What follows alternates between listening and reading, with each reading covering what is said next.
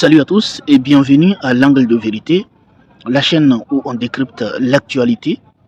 Alors, malheureusement, nous avons entendu jubiler comme d'habitude Benjamin Netanyahu et Donald Trump, qui ne savent plus quel discours donner, qui ne savent plus sur quel pied danser, mais la vérité est là. On nous dit ici les États-Unis tentent de contacter l'Iran pour un cessez-le-feu, mais l'Iran refuse. Et ça, c'est des gardiens qui nous apportent l'information.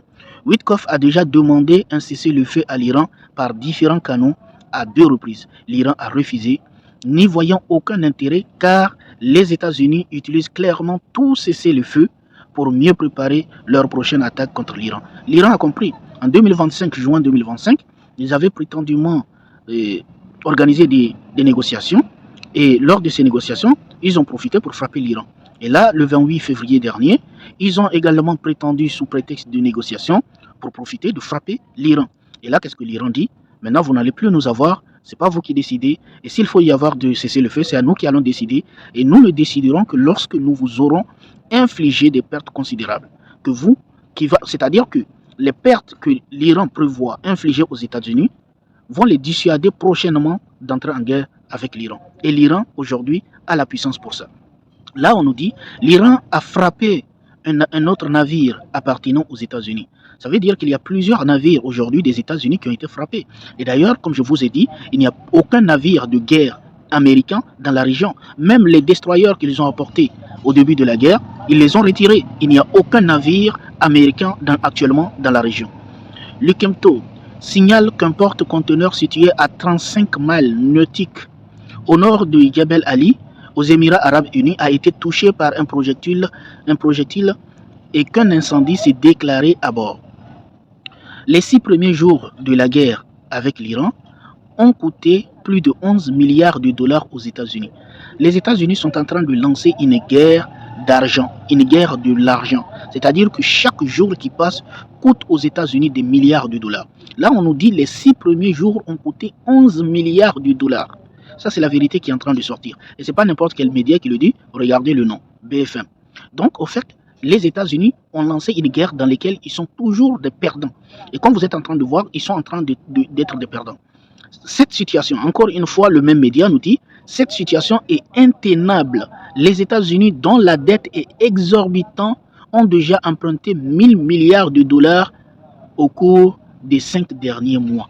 C'est-à-dire que c'est un pays au bord de l'effondrement qui s'est lancé dans une guerre. Et regardez, quand je vous dis, c'est leur propre média de propagande, hein, parce que c'est la même chose, c'est les mêmes qui travaillent pour les mêmes personnes.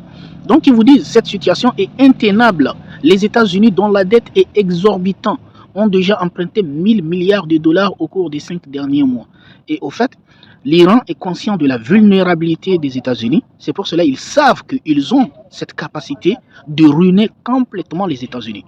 Déjà, toutes leurs bases ont été détruites. Leur système de défense détruit. Et vous allez voir que c'est encore plus grave qu'on ne vous le dit. L'administration du président Donald Trump estime que les 6 premiers jours de la guerre contre l'Iran ont coûté aux États-Unis au moins 11,3 milliards de dollars. Ça, c'est toujours leur média. Ça, c'est Al Jazeera qui le dit. Des dizaines de soldats américains ont subi des traumatismes crâniens. Regardez. Des dizaines de soldats américains ont subi des traumatismes crâniens et des blessures par éclat d'obus lors d'une attaque meurtrière au Koweït selon des sources. La réalité, c'est que non seulement la guerre, les militaires ont été choqués, les militaires ont été battus, les militaires américains ont été battus, mais également l'économie américaine est en train de s'effondrer. Aujourd'hui, les militaires américains n'ont plus confiance à leur système de défense. Ça, c'est vraiment un choc qui va rentrer chez eux aujourd'hui. Pourquoi? Parce que l'armée américaine a été conçue dans l'idée qu'ils sont protégés par ces systèmes de défense. Et aujourd'hui, qu'est-ce qui se passe? On a une armée qui est en train de découvrir qu'en réalité, les systèmes de défense qu'on a pris pour dire au monde entier que voici les États-Unis, c'est une grande puissance de l'armée, une grande puissance technologique, une puissance militaire. Mais ces systèmes de défense-là ne protègent pas. Parce que les États-Unis, au fait, quand l'Iran a commencé par lancer des missiles, les militaires américains, eux, ils faisaient confiance à leur système de défense. Donc, ils n'ont pas bougé. Ils étaient là, ils étaient en train de lancer des missiles. Mais sauf que les systèmes de défense-là, ça ne défend contre rien du tout. Et que ça a été complètement détruit. Là, on a Netanyahu, le petit Netanyahu. le misérable Netanyahou. On nous dit Netanyahou appelle la Chine à intervenir pour calmer l'Iran et à jouer un rôle de médiateur pour mettre fin à la guerre et empêcher une escalade régionale. Vous savez, quand vous commencez une guerre et que là, vous êtes obligé, là, il est en train de subir, là, il est en train de subir vraiment. Quand vous voyez quelqu'un comme ça qui va aller dire à la Chine d'aller parler à l'Iran, c'est que lui-même, il sait que ça commence à devenir insoutenable.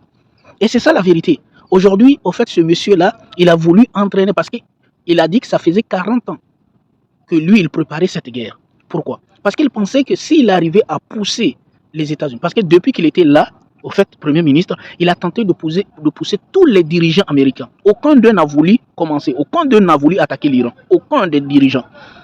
Heureusement pour lui, il est tombé sur le toutou, le plus bête d'entre les dirigeants américains, à savoir Donald Trump, qui l'a poussé. Et qu'est-ce qui se passe actuellement? Donald Trump, il est complètement coincé. Et le monsieur qui prétend qu'il est venu sauver l'économie américaine est en train de le ruiner, est en train de précipiter la chute de la soi-disant empire américain. L'Espagne supprime définitivement son ambassade du territoire israélien. Le gouvernement espagnol a mis fin aux fonctions de son ambassade à Tel Aviv en raison de la guerre en Iran et au génocide à Gaza.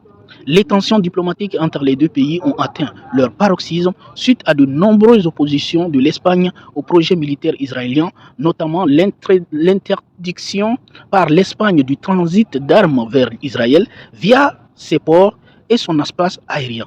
Le Premier ministre Pedro Sánchez avait initié l'embargo et les restrictions sur le transit d'armes vers Israël. Alors, on peut le dire sans avoir peur que le seul pays souverain actuellement en Europe, c'est l'Espagne. Le seul pays européen pleinement souverain, c'est l'Espagne. Le seul capable de tenir un tel discours et de contredire. Là, qu'est-ce que nous avons encore une fois? Regardez ce qu'on nous dit. Les services de renseignement américains estiment que la direction iranienne est restée intacte et que le régime ne montre aucun signe d'effondrement, malgré près de 2 semaines de bombardements américains et israéliens, selon des sources citées par Reuters. Alors, qu'est-ce qu'ils voient? Ils sont en train de voir que leur plan a complètement échoué. Et ça, qu'est-ce que ça signifie? Cela signifie tout simplement la perte de la guerre, c'est-à-dire c'est une défaite technique. Pourquoi? Parce que l'idée, comme je l'ai déjà dit depuis le premier abord, c'est que les États-Unis voulaient rentrer dans une guerre comme ils avaient fait en juin 2025, c'est-à-dire qu'ils vont venir, ils vont bombarder, ils vont éliminer le dirigeant, le guide suprême de la révolution Khamenei, et ils vont mettre leurs marionnettes et ensuite c'est fini, comme ça s'est passé au Venezuela. Au fait, ils vont faire ça comme ça, ni vu ni connu, et maintenant après ils vont avoir leurs marionnettes. Mais sauf que ça a échoué, le plan a complètement échoué, et actuellement qu'est-ce qui se passe? Ils sont rentrés malgré eux dans ce qu'on appelle une guerre d'usure. Liban, 570 morts, dont 86 enfants. Moi, j'ai envie de poser une question. Qu'est-ce que ces gens-là ont contre les enfants? Toujours là à bombarder des enfants, toujours là à tuer, toujours là à faire. Ça, c'est un peu ce qu'ils peuvent faire. Dans une guerre conventionnelle, ils ne peuvent rien faire. Je vous avais déjà dit, Israël est rentré sur le territoire libanais pensant qu'ils allaient rentrer par faire attaque terrestre. Et qu'est-ce qui s'est passé? Le Hezbollah, leur ennemi, est rentré et allait les attaquer et le Hezbollah les a écrasés. Le Hezbollah a écrasé l'armée israélienne. Et qu'est-ce que Israël peut faire le mieux? C'est d'aller rentrer dans leur petit avion et de commencer à bombarder 570 personnes innocentes, dont 86 enfants. Ça fait pitié ça. Et ça, on appelle ça une armée. Ce n'est pas une armée, c'est des groupes terroristes. Tout simplement, il faut appeler les choses par leur nom. Secrétaire du Conseil suprême de la sécurité nationale iranienne, Ali Rayani. Alors ce monsieur-là, il m'intéresse beaucoup. Lui, c'est le secrétaire suprême du Conseil. C'est un peu le conseiller du guide suprême en fait. Il dit, nous avons reçu des messages d'urgence de Donald Trump par l'intermédiaire de nos médiateurs. Le gouvernement américain plaide pour l'ouverture d'un canal de négociation immédiat pour parvenir à un cessez-le-feu. Notre réponse est sans équivoque. L'Iran n'acceptera aucun type de négociation, ne cédera à aucune pression, et ne signera aucun cessez-le-feu alors qu'une entité illégale et criminelle appelée Israël existe sur la carte de notre région. Voici ce monsieur. Ce monsieur, il est très intéressant. Et lui, il dit au fait que ça, c'est un peu ça va avec ce que je vous ai dit tout à l'heure. C'est-à-dire que les États-Unis, ils cherchent toujours une porte de sortie. Ils cherchent à négocier, mais là, puisque Ce n'est pas eux qui ont. Rappelez-vous, ça m'intéresse de le rappeler toujours parce que c'est Donald Trump qui l'a dit. Lorsqu'il disait à Volodymyr Zelensky, tu n'as pas les cartes en main. Là, nous voyons que face à l'Iran, c'est Donald Trump qui n'a pas les cartes en main.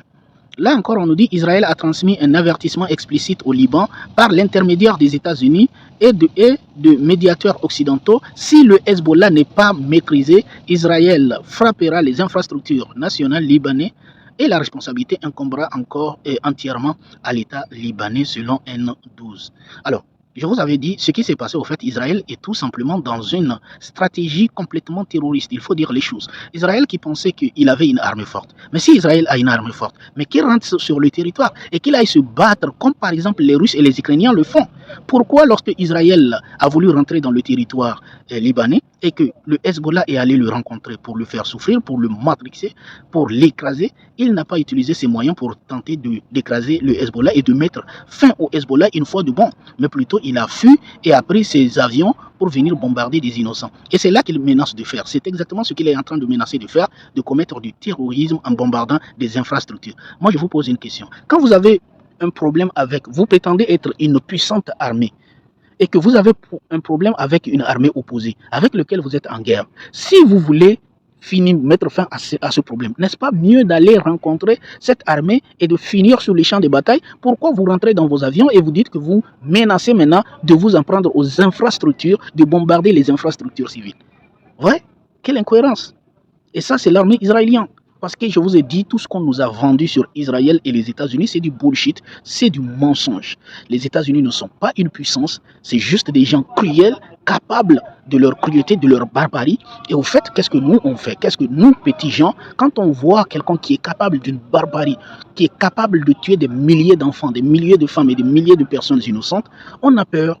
On a peur parce qu'on se dit la personne est puissante, alors que ce n'est pas la puissance, c'est juste de la cruauté. Et ces gens sont tous des barbares, sont juste des barbares. Le Hezbollah et l'Iran, dans leur stratégie, ont décidé. Et ça, c'est intéressant, regardez. Là, c'est focus. Et qu'est-ce qui nous parle? C'est ici le président israélien, pas le premier ministre. Hein. C'est le président israélien qui est en train de parler. Ça, c'est lui qui était en train de parler dans le média sur Israël 14 ou je ne sais pas quoi. C'est un média. Et voici la traduction qui nous dit: le Hezbollah et l'Iran, dans leur stratégie, ont décidé de nous épuiser. Waouh! C'est presque un aveu, non? Le Hezbollah et l'Iran, dans leur stratégie, ont décidé de nous épuiser. Ce qu'ils font, c'est tirer sur toute la nuit, toutes les nuits, pour qu'on court tous aux abris, explique le président israélien Herzog. Alors, monsieur le président, il me semble que vous êtes au bout du souffle et il reconnaît en fait on est en train de les épuiser. Vous voyez, ça c'est la différence quand on est face à des armées capables de se défendre, contrairement à ce qu'ils faisaient depuis 2022 ou bien 2023, depuis ce qu'ils faisaient contre le Gaza, à savoir bombarder des maisons, bombarder des enfants, bombarder des femmes, bombarder des petites filles. C'est ça la différence. Là, vous avez l'opportunité, messieurs. Arrêtez de pleurer. Regardez, on a l'armée, l'une des armées les plus puissantes avec les États-Unis, etc. Moi, j'aurais aimé que eux, avec les États-Unis, ils envoient leur armée pour aller battre au moins le Hezbollah. Ils ne le pourront pas. Ils ne le pourront pas parce que Israël est incapable de vaincre le Hamas. Le Hezbollah, c'est 100 fois plus puissant que le Hamas. Il faut le comprendre. Et ils le savent très bien. Israël est incapable. Donc toutes les menaces que vous allez voir, Israël qui va tenter de faire des menaces, la seule chose qu'il peut faire, c'est exactement bombarder des innocents. C'est la seule stratégie d'Israël. La seule stratégie, c'est bombarder les innocents, tout simplement. Les États-Unis et l'Iran n'ont laissé entendre qu'il n'y aurait pas de fin rapide à leur guerre. Le président Trump a déclaré qu'il était nécessaire d'en finir, tandis que l'Iran a averti que le monde devrait se préparer à un prix du pétrole de $200 le baril après avoir attaqué les pétroliers dans les eaux irakiennes et autres navires près du détroit d'Ormuz, un passage stratégique. Ça, c'est exactement ce qu'on est en train de dire. Les États-Unis n'ont plus la carte en main. Et vous voyez, c'est toujours ce qui se répète, à savoir, ils veulent sortir de cette guerre. Mais les gars, soyons sérieux. Si vous déclenchez une guerre et que vous êtes incapable d'arriver à vos objectifs, vous êtes incapable de mettre fin à vos objectifs, disons-le clairement, si celui que vous attaquez a la puissance et le pouvoir de vous de vous épuiser, il le fera sans hésiter. Et c'est exactement ce que l'Iran est en train de faire, parce que l'Iran sait que le temps est contre les États-Unis et que plus le temps passe, plus c'est les États-Unis qui s'épuiseront. Selon certaines informations, plusieurs hauts responsables de l'administration Trump se seraient discrètement installés dans des logements militaires fortifiés près de Washington. Alors, les États-Unis, ce n'est pas caché pour tout le monde, ils sont en train d'avoir peur parce que les États-Unis se disent que, au fait, la guerre pourrait se reporter sur leur territoire et que, vous savez, les Iraniens pourraient envoyer des gens aller commettre des attentats aux États-Unis. Donc, c'est ça qui fait la peur. Donc, au fait, on a ces gens-là qui ont déclenché une guerre et qui vivent dans la peur et la terreur. Le président turc Recep Erdogan déclare que même le peuple israélien qui passe chaque nuit dans les abris affirme ouvertement que la plus grande catastrophe qui est arrivée depuis l'Holocauste, c'est Benjamin Netanyahou. Effectivement, j'ai fait une vidéo complète là-dessus pour vous démontrer que pensent les Israéliens de Benjamin Netanyahou. Benjamin Netanyahou est censé être la pire personne qu'ils ont connue de leur histoire. C'est la pire personne. En réalité, au fait, la guerre de Benjamin Netanyahou, ceux qui en souffrent le plus aujourd'hui, c'est plutôt les Israéliens. Car ce sont des gens qui sont obligés actuellement de vivre dans des bunkers. Leur vie aujourd'hui, ce n'est pas une vie, les gars. Ils vivent dans le bunker, ils revivent le confinement, ces gens-là. Ils sont en train de revivre le confinement, ils ont constamment peur. Chaque jour qu'ils se réveillent, ils se disent, je dois marcher près d'un abri de cachette. Parce que si je m'en vais loin et qu'un missile iranien tombe, ben je risque de mourir. Ces gens-là, à partir de maintenant, ils ne vivent plus. Ils vivent dans la peur et la terreur qu'ils ont eux-mêmes commencé. Israël a renforcé sa censure militaire sur la couverture des frappes depuis juin 2025. Tout reportage sur les sites touchés par un projectile doit contenir une autorisation écrite préalable et la diffusion d'images non autorisées peut être punie jusqu'à 5 ans de prison. L'armée affirme vouloir éviter que les images diffusées en direct permettant aux services iraniens d'ajuster leurs tirs, tandis que les journalistes dénoncent un accès très limité aux informations sur les dégâts réels.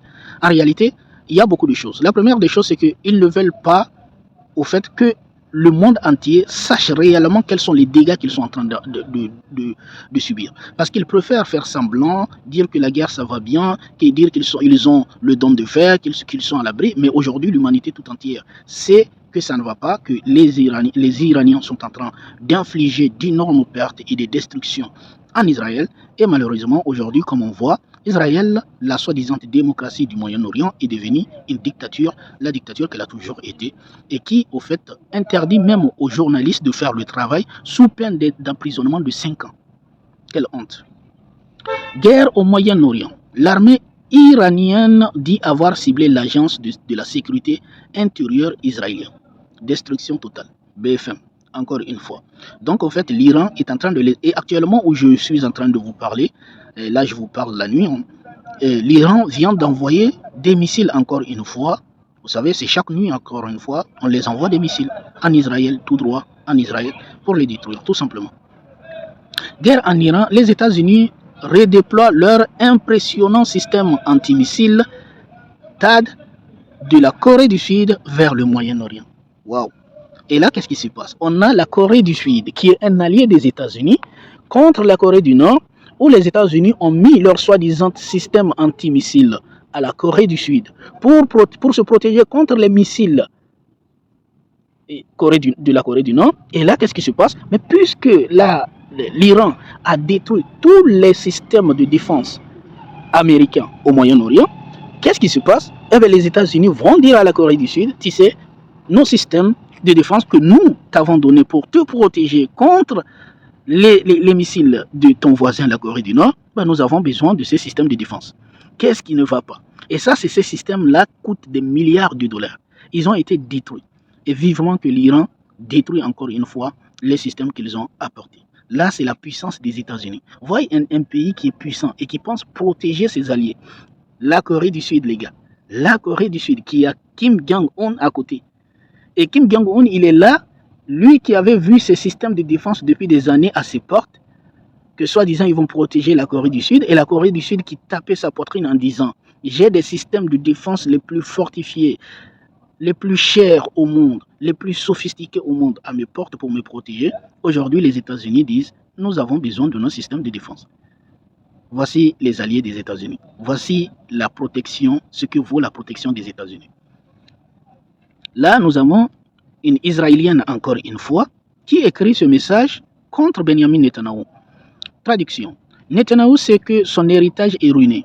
Toutes ces années au pouvoir, ses manœuvres politiques flamboyantes, son hédonisme et son entêtement, les livres qu'il a écrits pour se glorifier et sa horde d'administrateurs, au final, il restera dans les mémoires du monde entier comme le plus grand des...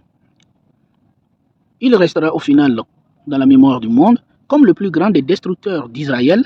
Le massacre du 7 octobre est inscrit en son nom et surtout la destruction de la société israélienne. Il est tellement terrifié qu'il s'entête de guerre en guerre. Ce monsieur-là, il n'est aimé par personne.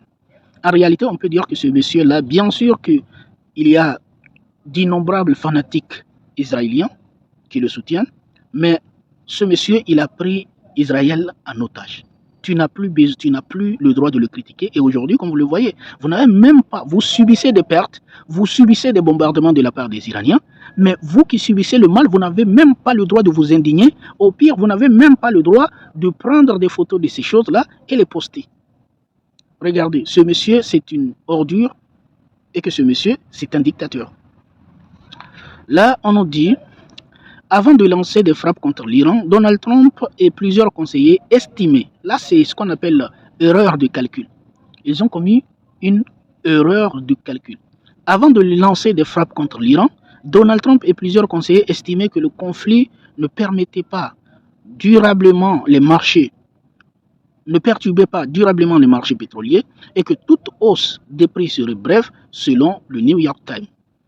Ils pensaient également que Téhéran réagirait de façon limitée comme lors du court conflit de l'année précédente et ont largement écarté les avertissements sur un possible blocage du détroit d'Ormuz par où transite environ 20% du pétrole mondial. Ça, c'est ce qu'on appelle une erreur stratégique, erreur de calcul. Et je tiens à le rappeler, ils n'ont juste pas pris les Iraniens au sérieux parce que l'Iran avait dit, vous savez, nous vous interdisons de nous attaquer. Et si vous nous attaquez, nous allons détruire toutes vos bases militaires de la région. Et que si vous rentrez en guerre contre nous, vous n'allez pas plus décider de quand la guerre va s'arrêter. Et ils ont été prévenus et je vous ai déjà parlé de ça. Mais malgré cela, ils sont rentrés en guerre parce qu'ils pensaient qu'ils sont la première puissance du monde, comme on les a toujours fait comprendre, et qu'ils ont la capacité d'imposer leurs lois partout dans le monde. L'Iran promet la sécurité absolue. Et là, ça devient très très intéressant. Ça, c'est un défi total. L'Iran défie l'Occident, l'Iran défie les États-Unis. Et là, regardez. L'Iran promet la sécurité absolue à tout navire étranger, réussissant à convaincre un destroyer américain à l'escorter dans la traversée du détroit d'Ormuz. C'est intéressant, les gars. C'est-à-dire que, vous savez, les États-Unis, ils ont envoyé leurs destroyers, et puisqu'ils ont compris que l'Iran est en train de les bombarder, ils les ont amenés au loin. Ils les ont retirés. Et maintenant, les États-Unis avaient dit à ceux qui avaient le pétrole que eux, les États-Unis, ils allaient les escorter. Et ça, au fait, c'est ce que l'Iran avait attendu beaucoup. L'Iran avait dit, on attend que vous escortez. Comme nous avons dit que personne ne passe, les États-Unis ont dit, nous, on va les faire passer. On va escorter tous les navires. Et là, puisque les États-Unis ont renoncé, parce qu'après les États-Unis ont dit, on renonce, il n'est pas question que nous escortons un navire. Et là, l'Iran lance le défi à tous ceux qui ont les navires, qui ont envie de passer. Si vous réussissez à convaincre un destroyer américain de vous suivre, de vous escorter, nous prenons la charge de vous laisser passer. Nous, on va vous laisser passer. C'est-à-dire que vous, les navires, si vous avez envie de passer, la condition elle est simple. Allez convaincre un destroyer américain de venir vous escorter. Dès que vous allez l'amener dans notre détroit, nous on vous promet de vous laisser passer. Le défi est grave. Vous savez ce que ça veut dire? Ça veut dire que si le destroyer américain qui vous accompagne vient, vous passez, mais le destroyer est détruit complètement. Et les Américains ont compris. Et là, regardez, je relis.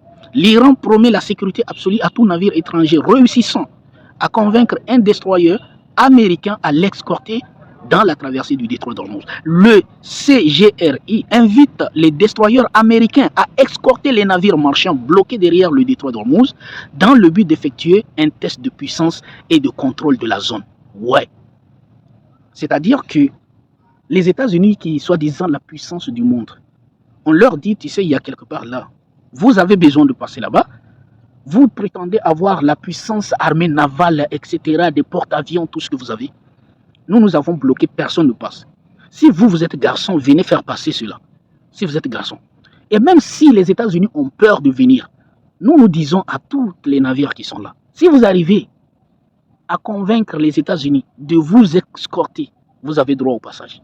Et ça, c'est vraiment un défi. Ça m'a tellement plu que je l'ai lu plusieurs fois, donc il faut que je vous le lis totalement encore une fois. L'Iran promet la sécurité absolue à tout navire étranger réussissant à convaincre un destroyer américain à l'escorter dans la traversée du détroit d'Ormuz. Le CGRI invite les destroyers américains à escorter les navires marchands bloqués derrière le détroit d'Ormuz dans le but d'effectuer un test de puissance et de contrôle de la zone.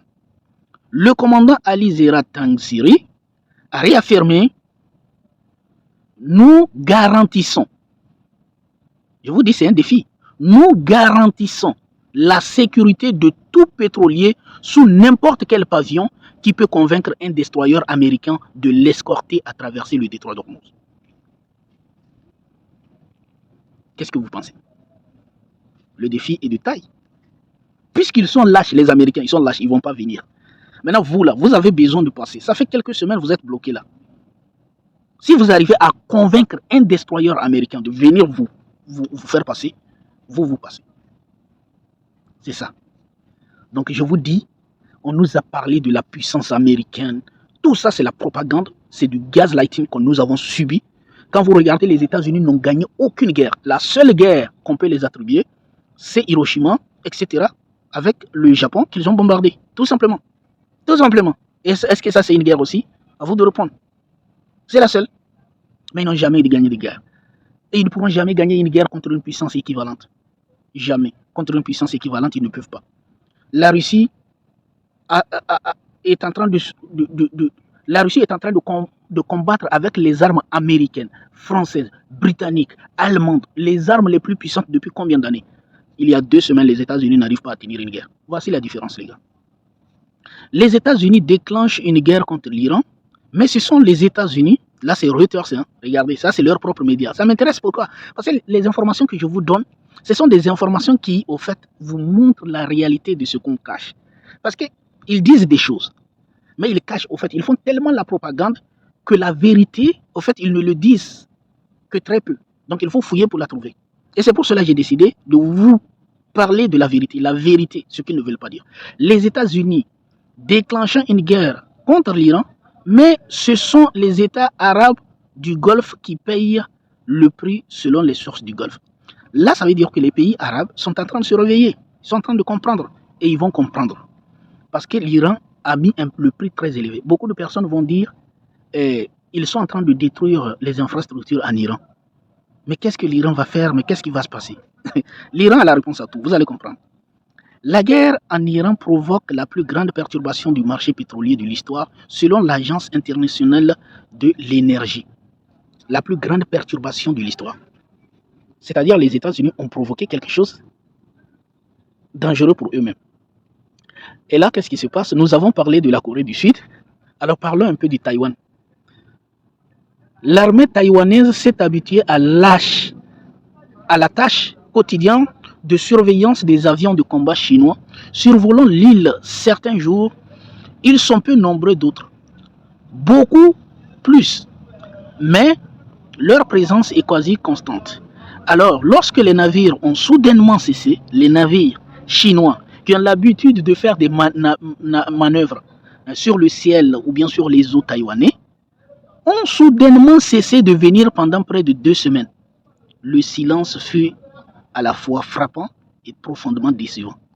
C'est-à-dire que vous avez votre ennemi qui vous harcèle chaque jour. Mais ça fait quelque temps votre ennemi qui vous harcèle chaque jour ne vient pas. C'est à la fois soulageant mais inquiétant. Inquiétant parce qu'on se demande mais qu'est-ce qu'il prépare. Et là c'est intéressant parce que là, la Chine pourrait être en train de faire des calculs et de se dire les États-Unis sont devenus faibles maintenant. N'est-il pas le bon moment pour nous de rentrer et de récupérer Taïwan? Voici ce que craint les Taïwanais. Alors, l'Australie demande aux fonctionnaires non essentiels de quitter Israël et les Émirats arabes unis. Dubaï est fini. Des expatriés affirment qu'ils partiront et ne reviendront jamais. C'est-à-dire que cette guerre-là vient de perdre toute crédibilité à Dubaï. Dubaï qui est censé être le paradis des influenceurs, le paradis des entrepreneurs, le paradis de je ne sais pas quoi, aujourd'hui est devenu un enfer pour eux. C'est devenu un enfer pour eux. Et Dubaï vient de perdre cette légitimité. Et tout ça pourquoi? Parce que Dubaï a voulu être un traître. Les pays arabes ont voulu être des traîtres plutôt que des alliés raisonnables. Ils ont pensé que les États-Unis étaient là pour leur protection. Ils ont mis leur économie en jeu. Ils ont mis leur vie en jeu. Et aujourd'hui, qu'est-ce qui se passe? Tout le mythe qu'ils ont construit sur Dubaï, qui serait le paradis sans impôts, est brisé actuellement. Ils ont voulu créer la ville touristique, la ville la plus... le tourisme mondial. Ce mythe vient de s'effondrer parce que là, qu'est-ce qui se passe? Tous ces expatriés affirment qu'ils partiront et ne reviendront jamais. C'est fini pour Dubaï. Tout le business va s'effondrer. Toutes les entreprises, toute leur économie va bientôt s'effondrer.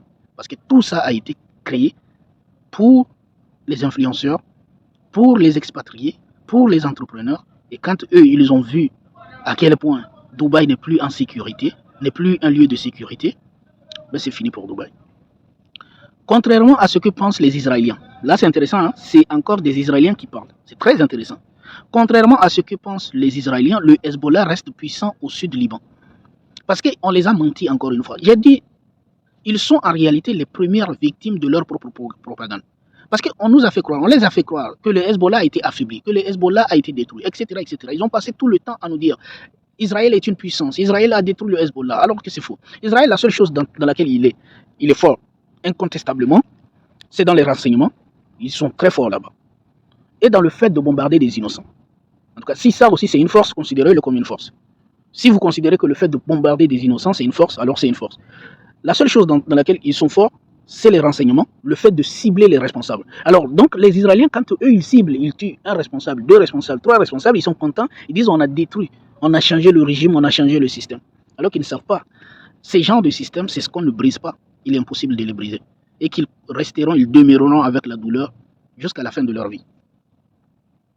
Là, c'est France Info qui nous dit, France Info nous dit quoi?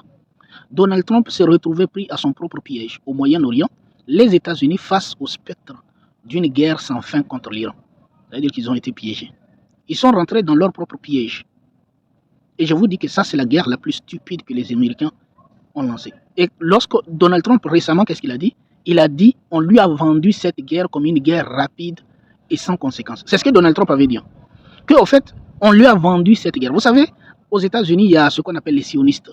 C'est des gens qui soi-disant, sont américains, mais qui sont là uniquement pour défendre des intérêts israéliens. Donc ces gens-là, ils sont là, et ces gens-là, ils poussent les autorités, les gouvernements à défendre Israël, etc., etc. Et c'est eux qui ont poussé Donald Trump, parce qu'on lui a vendu que c'est une guerre qui sera simple, qui sera rapide, toi tu es une puissance, tu as l'armée la plus puissante au monde, etc., etc. Si tu vas, les Iraniens, ils sont rien, tu vas rentrer en guerre, et en même temps, tu vas sortir, tout simplement. Ils nous ont mal calculé. Les conseillers du président Trump préviennent que la guerre contre l'Iran pourrait se prolonger si le régime parvient à bloquer le détroit d'Ormuz et à faire grimper les prix du pétrole au-delà de son seuil de tolérance. Les marchés pétroliers occupent désormais autant les esprits que les données du champ de bataille.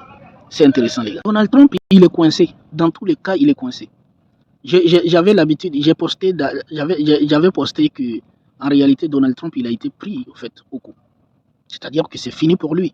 En fait, la raison même pour laquelle il est venu, c'est foutu. Regardez toute la somme qu'il a perdue jusqu'à la fin de cette guerre, l'argent qu'il va perdre, où est-ce qu'il va retrouver cela? Nulle part. Et là, c'est intéressant. Ali Raghini. Alors, ce monsieur, il est très intéressant. Je pouvais vous faire une vidéo complète sur ce monsieur. Ce monsieur, c'est le conseiller du guide suprême. Donc, voici son rang. C'est le conseiller de la sécurité nationale du guide suprême. Qu'est-ce qu'il déclare? Trump a déclaré, Trump a dit, j'aurais pu couper l'électricité en Iran en 1 heure, mais je ne l'ai pas fait. Ouais, Trump, c'est quelqu'un, il a toujours des stratégies stupides. Hein. C'est quelqu'un qui est tellement bête, au fait, on dirait qu'il n'a pas de conseiller, des gens qui vont le conseiller. Et là, regardez ce que Trump, quand il dit, j'aurais pu couper l'électricité en Iran en 1 heure, mais je ne l'ai pas fait. Et là, Ali Rayani, qui est le conseiller du guide suprême, lui dit, bien sûr, s'il fait cela, toute la région sera plongée dans le noir en 1/2 heure et l'obscurité offre une bonne opportunité pour traquer les soldats américains fugitifs dans la région. J'ai dit que ce monsieur, je peux vous faire une vidéo complète sur lui. Il est très très bon. Il est très très bon. Ali Rayyan, Trump déclare, j'aurais pu couper l'électricité en Iran en 1 heure, mais je ne l'ai pas fait. Bien sûr, s'il fait cela, toute la région sera plongée dans le noir en 1/2 heure et l'obscurité offre une bonne opportunité pour traquer les soldats américains fugitifs dans la région. C'est-à-dire que si vous coupez notre électricité, nous on va couper. Et ça c'est la stratégie iranienne, hein. C'est la nouvelle stratégie iranienne. C'est-à-dire que si vous bombardez une seule banque chez nous en Iran, nous allons bombarder toutes les banques de la région. Si vous bombardez nos systèmes de sécurité et nos systèmes électriques, nous allons bombarder tous les systèmes électriques de la région. C'est-à-dire que si vous bombardez une raffinerie de pétrole chez nous, nous allons bombarder toutes les raffineries de la région. C'est-à-dire que c'est vraiment une stratégie bonne. Et cette stratégie, ça tient les États-Unis au cou. Pourquoi? Parce qu'ils dépendent. Les États-Unis également ont des intérêts au Moyen-Orient. Ils ont énormément d'intérêts au Moyen-Orient. C'est eux qui ont construit les infrastructures. C'est eux qui ont investi dans beaucoup de choses. Ils ont investi également. Donc si tout le système, tout le Moyen-Orient est paralysé, automatiquement les États-Unis sont paralysés. Automatiquement. Donc c'est leur stratégie. À partir de maintenant, vous allez voir, cette guerre, c'est la dernière qu'ils vont lancer contre l'Iran. Et l'Iran le sait. C'est pour cela que l'Iran compte les faire souffrir plus. Pourquoi? Parce que l'Iran compte les faire payer un prix tellement insoutenable que prochainement, s'ils veulent attaquer l'Iran, ils vont réfléchir à 2 fois. Des images publiées par l'agence de presse iranienne Fars ont déclaré qu'elle documentait le moment où un pétrolier américain a été touché par un missile naval appartenant aux gardiens de la révolution. Aujourd'hui, jeudi, les gardiens de la révolution iranienne ont annoncé le ciblage d'un pétrolier appartenant aux États-Unis après avoir ignoré les avertissements. C'est-à-dire les États-Unis ont envoyé leurs pétroliers dans le détroit d'Ormuz et ils ont averti. Nous vous prévenons si vous vous attaquez, comme d'habitude en fait, les menaces en l'air. C'est à cause de ça que je vous dis, faites très attention. Tout ça c'est de la propagande, ils ne peuvent rien. Même Israël aujourd'hui est dans les menaces. Ah oui, nous sommes, si vous faites ceci, on va faire ceci, on va faire cela. Mais c'est tout simplement des menaces qui ne valent absolument rien et qui n'ont aucun effet, qui ne valent absolument rien. Et c'est ces menaces-là qu'ils sont en train de faire. Donc l'Iran a compris. Aujourd'hui, jeudi, les gardiens de la révolution iranienne ont annoncé le ciblage d'un pétrolier appartenant aux États-Unis après avoir ignoré leur avertissement. Tous les avertissements, ne faites pas. Ils ont bombardé. Le nouveau guide suprême iranien promet de se venger des États-Unis et Israël. C'est-à-dire qu'ils ont commis une erreur fatale. C'est-à-dire les États-Unis et Israël, à partir de maintenant, ils ont la mort qui plane sur leur tête.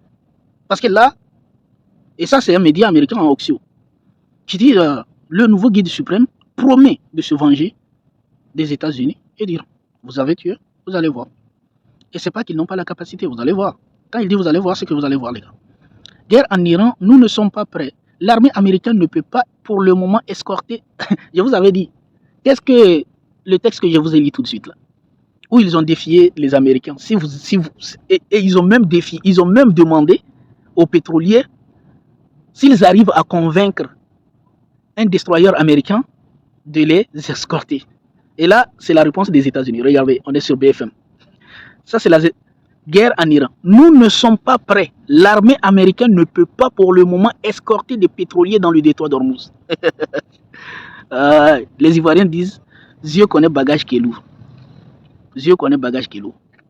Les Américains disent, nous ne pouvons pas escorter des pétroliers dans le détroit d'Ormuz. Pourtant, les Iraniens les ont défiés. Si vous êtes garçon, venez. C'est ça la réalité. Donc tout ce qu'on va vous dire, les Iraniens, ils vont bientôt s'effondrer, ils sont en train de subir, tout ça c'est faux les gars. C'est juste des mensonges psychologiques pour essayer de vous parce que c'est comme ça qu'ils agissent. C'est comme ça qu'ils agissent. La propagande, c'est un peu d'essayer de vous changer psychologiquement. Ces médias-là, normalement, vous devez même pas si vous n'avez pas la capacité de filtrer réellement les informations, vous ne les écoutez pas, tout simplement. Il y a des médias alternatifs. qui donnent de vraies informations. Ces gens-là, c'est des menteurs. Ils sont en train de souffrir. Les États-Unis sont en train de souffrir et Israël est en train de souffrir. Ils vont bientôt s'effondrer. Ils ne peuvent pas. Ces gens-là, ils n'ont pas pu battre le Hamas. Pourtant, ils avaient tout le soutien de l'Occident, que ce soit de la France, des États-Unis, de l'Angleterre, de tous les pays, les soutiennent. Allez, vous dites le Hamas, vous avez passé tout le temps à nous parler du Hamas. Allez avec eux. Ils ont fait tout. Actuellement, le Hamas est toujours là. Ils arrivent à rien faire. Et ces gens qui ne sont rien, ils sont capables de rien faire contre le Hamas, qu'est-ce qu'ils peuvent faire face au Hezbollah? Rien. Là, le Hezbollah, c'est plus puissant que le Hamas. 100 fois plus puissant que le Hamas. Plus organisé, plus stratégique que le Hamas. Maintenant, s'ils n'ont rien pu faire contre le Hamas, qu'est-ce qu'ils peuvent faire contre le Hezbollah? À plus forte raison, l'Iran. Donc, ayez l'esprit tranquille. Toutes les propagandes qu'ils vont vous dire, ils ne pourront absolument rien. Je vous ai dit, ils ne pourront rien. Pourquoi? Parce que ça fait 47 ans que l'Iran prépare cette guerre. Ça n'a pas commencé aujourd'hui. L'Iran, c'est des scientifiques. Ce ne sont pas n'importe qui. L'Iran, c'est pas... faut pas comparer l'Iran à ces gens-là. Tout simplement. Donc, quand vous les entendez parler de leur propagande, ça ne va pas en Iran, etc., etc. Si tu peux fermer la télé ou bien tu laisses passer. Rien du tout. C'est des mensonges, c'est juste de la propagande. En tout cas, c'est eux qui assument ici. Guerre en Iran, nous ne sommes pas prêts. L'armée américaine ne peut pas pour le moment escorter des pétroliers dans le détroit d'Ormuz. Le guide suprême iranien, Mojtaba Khamenei, déclare que toutes les bases militaires américaines de la région devraient fermer immédiatement ou être attaquées. Ça, c'est l'avertissement clair. Des frappes iraniennes auraient détruit ou gravement endommagé jusqu'à 4 radars antimissiles américains ANTPY-2 au Moyen-Orient, selon des images satellites et des informations rapportées par CNN, donc leurs propres médias. Les systèmes touchés seraient situés aux Émirats arabes unis, en Jordanie et en Arabie saoudite, et font partie du dispositif de défense antimissile THAAD chargé de détecter et de suivre les missiles balistiques. Alors, depuis qu'on a commencé, vous voyez qu'il y a énormément de missiles qui ont été, de systèmes de défense qui ont été détruits. Je vous ai parlé de beaucoup, moi j'arrive même pas à les compter, hein. Il y a énormément de systèmes. Donc même ces systèmes de défense, peut-être c'est ce qu'ils ont pris en Corée du Sud, là, qui ont été détruits récemment. Hein? Donc au fait, chaque fois l'Iran ne fait que détruire leur système de défense en réalité. Chaque fois l'Iran ne fait que les détruire. Donc ils n'ont même pas de système de défense. Ils n'ont rien. Et c'est des systèmes de défense, c'est leur système de défense les plus sophistiqués. Ils n'ont plus. Chaque radar coûte entre 500 000 à 1 milliard de dollars. Vous voyez? Ces systèmes-là qui ont été détruits. Chaque radar coûte entre 500 millions et 1 milliard de dollars et seule une vingtaine d'exemplaires ont été produits selon les analyses. 2 batteries THAAD pourraient être hors service et qui pourraient obliger Washington à redéployer les radars depuis d'autres zones. Aucun exemplaire n'était disponible en réserve. Ces gens, ils sont cuits. Et imaginez, c'est eux-là qui veulent faire une guerre contre la Chine. C'est une blague, hein? C'est une blague. Et ce qui m'énerve, c'est qu'on a passé toute notre enfance à croire que les États-Unis, c'est la plus grande puissance du monde. Et même aujourd'hui, et c'est tout à fait normal, parce que les Occidentaux, eux, ils sont sous la protection des Américains. Donc imaginez qu'eux, ils vont passer leur temps à nous dire que les États-Unis, en réalité, ils ne sont pas puissants. En réalité, ils n'ont pas suffisamment de telles choses. En réalité, ils n'ont pas suffisamment. Au fait, il faut savoir que toute la propagande était basée sur la supériorité technologique des États-Unis. À savoir, les États-Unis, ils ont un missile qui coûte 5 millions de dollars. Ils ont des missiles qui coûtent 5 millions de dollars. Ils ont des radars à 1 milliard de dollars, 5 milliards de dollars. C'est avec ça, en fait. C'est-à-dire que la puissance américaine est construite sur ce mythe. Donc, puisqu'ils ont des missiles qui coûtent 5 millions de dollars, ben, c'est efficace. Puisqu'ils ont des radars qui coûtent 1 milliard de dollars, ben, c'est des radars efficaces qu'aucun au monde ne peut détruire. L'Iran vient de déconstruire ce mythe. Donc, maintenant, c'est-à-dire que le mythe qui a été construit depuis des années, vient d'être déconstruit par l'Iran, tout simplement, en disant que leur missile, ça vaut rien, un drone est suffisant pour leur missile, leur radar de 1 milliard, système de défense à 1 milliard, un drone de 20 000 dollars suffit pour ça. C'est complètement absurde, les gars. Et c'est ça la technologie, quand on dit que l'Iran produit plus d'ingénieurs, c'est ça, au fait. L'ingénieur, ce n'est pas celui qui sait créer, non, c'est quelque chose, c'est quelqu'un qui est intelligent aussi, capable d'économiser. Hein? C'est ça la réalité, les gars. Un incendie s'est déclenché à bord de l'URSS Gerald Ford. La cause de l'incendie n'est pas liée au combat. Et ça, c'est intéressant parce que les médias, vous voyez, parce qu'ils ont leur soi-disant URSS Gerald Ford, URSS, je ne sais pas, ils ont mis les noms de leur président là. Hein? Tous ces porte-avions, je ne sais pas quoi là, des porte-avions là, c'est tellement efficace, c'est tellement insuffisant, c'est tellement quelque chose. Et là, regardez, l'Iran est en train de les frapper. Et là, qu'est-ce qu'ils disent? Ils disent ce n'est pas lié à la guerre. C'est lié à quoi, là? Un incident, un incendie est déclenché à bord de l'USS Gerald Ford. La cause de l'incendie n'est pas liée. Et il se précipite, il ne donne pas la cause. Hein. Il dit seulement la cause n'est pas liée à la guerre. 2 marins reçoivent actuellement un soin médical pour des blessures. C'est lié, les gars. Il ne faut pas les entendre. Plus de 630 personnes, dont au moins 91 enfants, ont été tués au Liban la semaine dernière, selon les autorités, alors que la guerre israélo-américaine contre l'Iran a embrasé le pays. C'est ce que je dis, au fait. Ces gens-là, ils sont... C'est simple, au fait. Pour eux, au fait, tuer des innocents, tant que c'est arabes, noirs, indiens, autres races, là, ça va. Quand c'est les noirs, les arabes, ça va. C'est juste des gens. Il n'y a pas de problème. Mais si c'est un Israélien, ils vont passer toute la semaine à parler d'un Israélien qui a été tué par un missile iranien. Ils vont passer tout. Mais là, on a 630. Pour eux, c'est juste des chiffres. Donc, 91 enfants. Donc, pour eux, c'est juste... c'est rien. C'est juste des gens. Hein, tu vois. Et ça, c'est quoi? C'est la démocratie. Ouais, j'avais déjà... En 2014, quelqu'un m'a demandé... C'est quoi la... En 2014, et ça l'a surpris, moi-même, ça m'a surpris. Hein. Parce que la réponse m'est sortie comme ça. Il m'a dit, c'est quoi la démocratie? J'ai dit, la démocratie est un système suprémaciste occidental créé pour emmerder le monde. C'est un système suprémaciste. Et je crois jusqu'aujourd'hui que c'est un système suprémaciste. La démocratie est un système suprémaciste. Déjà, c'est des gens qui se croient supérieurs à nous et qui pensent que puisqu'ils sont supérieurs à nous, il va falloir nous imposer leur soi-disant démocratie qui serait une valeur universelle. Alors que Kim Jong-un, qui est soi-disant le dictateur, n'a jamais tué 91 enfants. Quel est le dictateur que vous connaissez, que tous ceux qu'ils n'aiment pas, que ce soit Xi Jinping, que ce soit Vladimir Poutine, que ce soit Kim Jong-un, qui a tué 91 enfants? Il n'y a que les démocraties qui font ça, qui tuent des enfants, qui massacrent. Et récemment, je ne vais pas parler de ça pour la censure, mais aujourd'hui, actuellement où je vous parle, 5 militaires de l'armée de Sahel qui ont vu une femme palestinienne ont été... pourtant, ils ont fait ça, ils ont filmé. C'est filmé. Ça y est, hein, c'est horrible. Et on a Israël dit qu'il ne faut pas les poursuivre, il faut les laisser, c'est des militaires, etc., etc.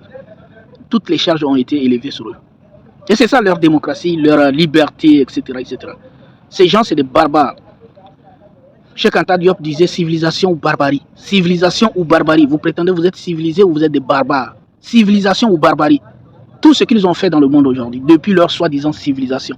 Avons-nous une civilisation, une barbarie? Pas une civilisation.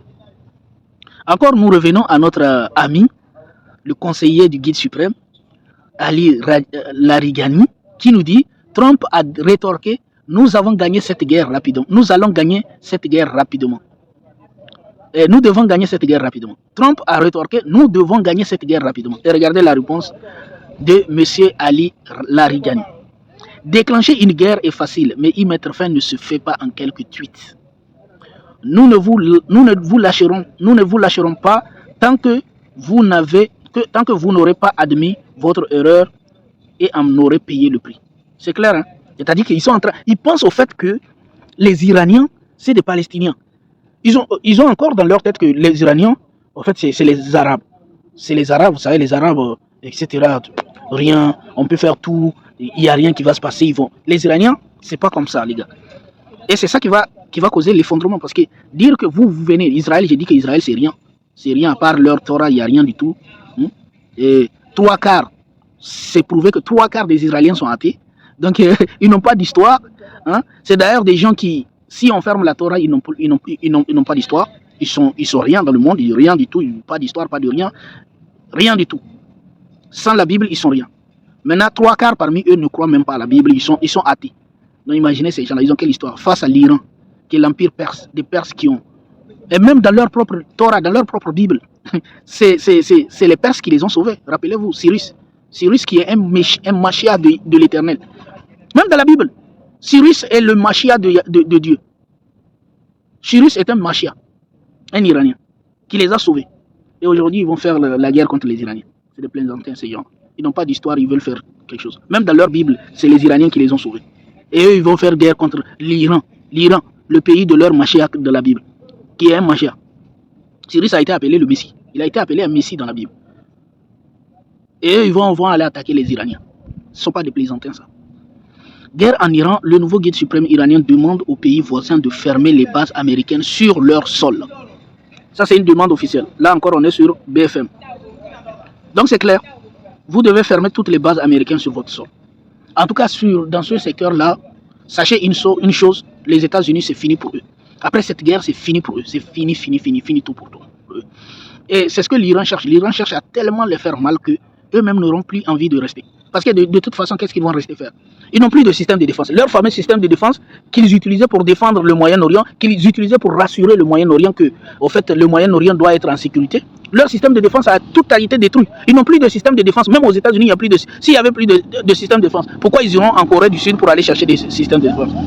S'ils ont des systèmes de défense, ils n'auraient plus besoin d'aller en Corée du Sud pour aller prendre leur système de défense pour mettre la Corée du Sud en danger aujourd'hui.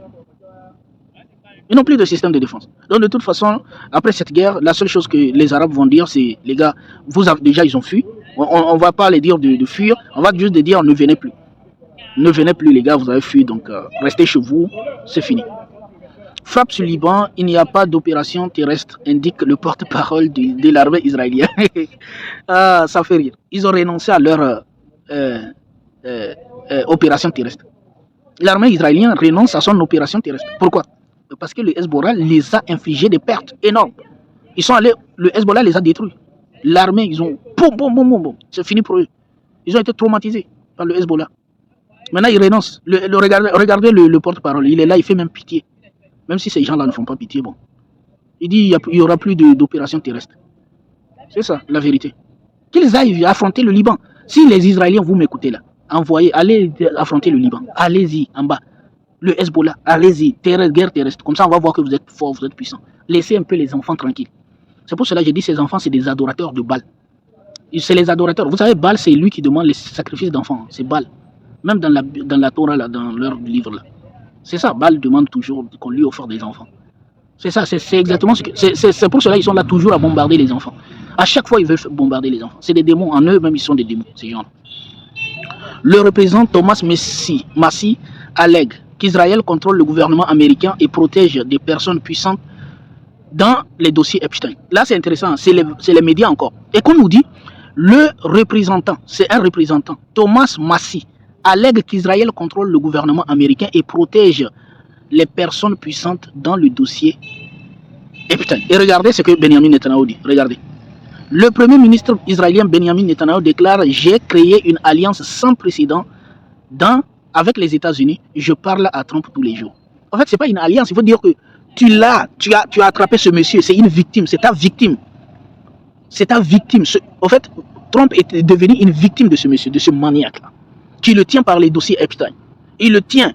Et regardez, là même, c'est les responsables américains qui ont fini par comprendre. Ils disent: le représentant Thomas Massi allègue qu'Israël contrôle le gouvernement américain et protège des personnes puissantes dans les dossiers Epstein.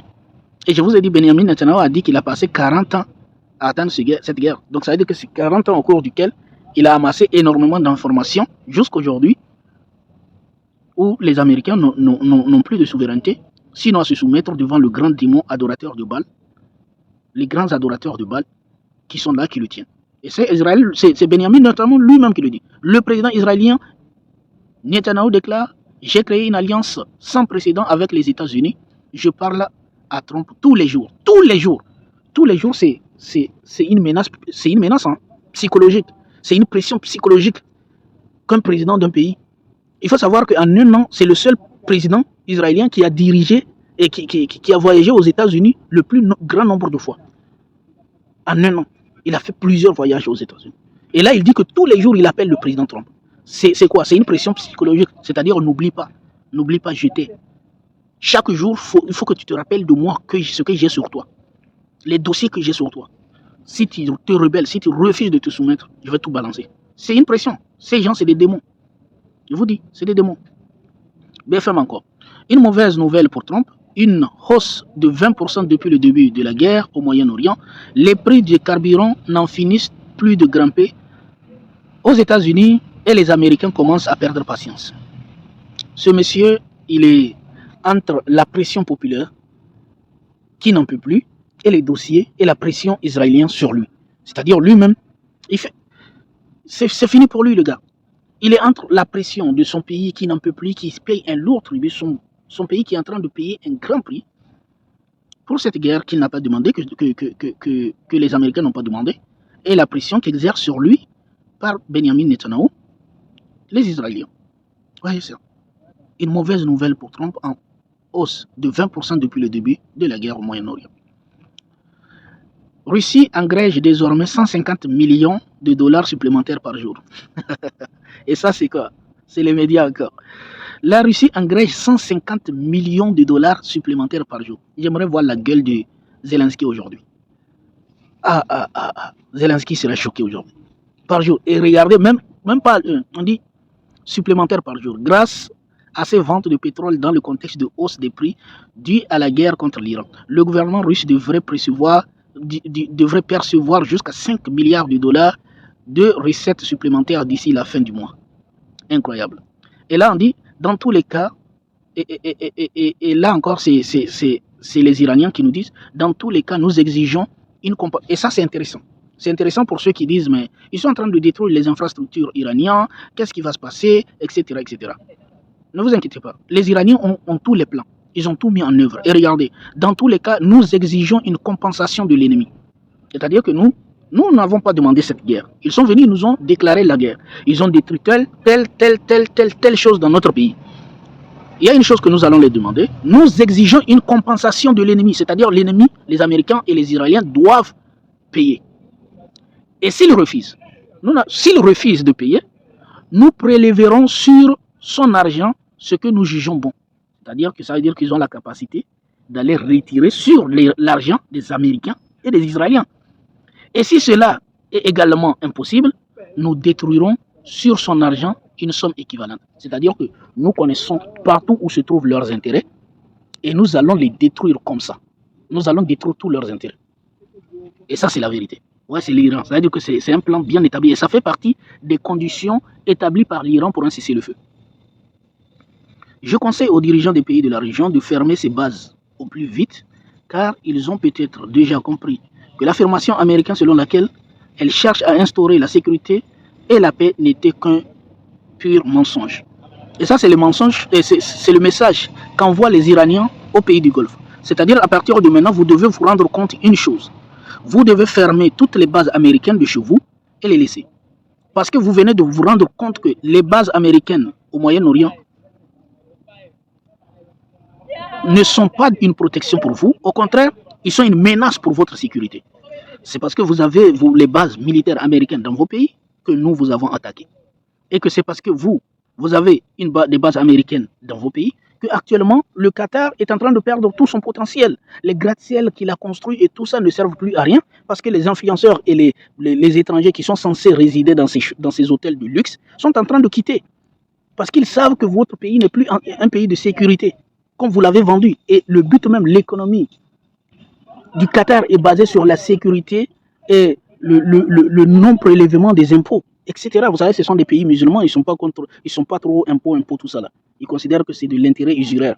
Donc, ils ne prélèvent pas les impôts. Et ça appelle beaucoup d'entrepreneurs qui viennent. Mais actuellement, vous voyez que le fait que vous acceptez des bases militaires américaines chez vous, en fait, ça vous fait perdre tous ces gains et tout ce potentiel-là que vous devez gagner. Selon le Washington Journal, l'Iran exporte aujourd'hui plus de pétrole. Et ça m'a intéressé parce que là, c'est Idriss Aberkan lui-même qui a envoyé ça, qui a publié ça. Et selon le Washington Journal, l'Iran exporte. Et là, c'est intéressant, les gars. Là, c'est intéressant. Et je vous dis, cette guerre, elle est intéressante parce que l'Iran, il ne perd pas. Au contraire, il est en train de gagner. C'est-à-dire, cette guerre, c'est la guerre la plus stupide. Et le plan des Iraniens est en train de les faire gagner de l'argent. Mais puisque le pétrole a augmenté et qu'aucun pétrole ne passe, donc qu'est-ce que l'Iran a fait? Au fait, aucun pétrole ne passe, sauf le nôtre. Et nous vendons notre pétrole à qui on veut. Et là, regardez, c'est le Washington Post, un média américain, qui dit, selon le Washington Post, l'Iran... Non, attends, est-ce que c'est le Washington Post? Ouais, c'est le Wall Street Post plutôt. Le Wall Street Post. L'Iran exporte aujourd'hui plus de pétrole par le détroit d'Ormuz qu'avant le début de la guerre. Regardez, c'est le Wall Street Post, le Wall Street Journal qui nous dit l'Iran exporte plus de pétrole par le détroit d'Ormuz qu'avant le début de la guerre. les exportations du pétrole iranien ont augmenté de 1000 barils, de 100 000 barils, 100 000 barils par jour depuis le début de la guerre pour atteindre 21 millions de barils par jour. La Chine achète également de grandes quantités de pétrole iranien. Regardez, le pétrole a augmenté, le prix a augmenté, et avec le blocage, ils vendent encore 100 000 barils. On dit, regardez, hein, les exportations de pétrole iranien ont augmenté de 100 000 barils par jour. C'est-à-dire qu'ils ont augmenté de 100 000 barils par jour pour atteindre 2 millions, 2,1 millions de barils par jour. Pour atteindre 2,1 millions par jour. Donc, c'est des gains, c'est l'argent qui rentre, les gars. Pendant que les Israéliens et les Américains sont en train de perdre. Pendant que l'économie, c'est-à-dire que l'Iran est capable de rester comme ça et pouvoir survivre, tout simplement. Parce que ça augmente. Parce que les prix ont augmenté. Et maintenant, ils vendent 100 000 barils par jour de plus qu'avant la guerre. Et ça, comme je l'ai dit, c'est le Wall Street Journal qui le dit, les gars. Tout se retourne contre les Américains. Tout se retourne contre eux. La CGRI prévient qu'ils brûleront les infrastructures pétrolières et gazières de la région si les installations énergétiques iraniennes sont attaquées. Ça, c'est clair. C'est-à-dire que si vous nous attaquez, toute la région en payera les conséquences. Ça, c'est vraiment clair. C'est-à-dire que l'Iran est en train de faire comprendre que cette guerre-là, ce n'est pas une guerre qui va toucher uniquement l'Iran. À chaque fois que vous allez nous toucher, en fait, tout le monde en payera le prix. C'est aussi simple que ça. Tous vos alliés vont payer le prix. La députée américaine Alexandria Ocasio-Cortez appelle à la destitution du président Trump. Alors, il y a beaucoup de personnes qui veulent sa destitution, hein, parce que ça devient tout simplement insupportable, les gars. Et actuellement, je crois qu'on a assez dit. On va s'arrêter là, les gars, les amis. On a fait le tour de l'actualité aujourd'hui. Et on se retrouve pour bientôt pour suivre l'actualité. Donc, ce qu'on a compris aujourd'hui, c'est que cette guerre-là, ceux qui souffrent le plus, ce n'est pas l'Iran. Et comme je viens de vous le prouver avec le Washington Post, au contraire, l'Iran engrège des gants de l'argent que l'Iran se fait dans cette guerre. Et que la Russie également est en train de se faire de l'argent dans cette guerre. Et que ceux qui sont en train de souffrir, contrairement à ce qu'on est en train de vous dire, c'est plutôt les Américains et les Israéliens et aussi les Européens. En tout cas, merci beaucoup. On se dit à très bientôt. J'espère que vous avez aimé l'analyse. On se dit à très bientôt et portez-vous bien. À bientôt.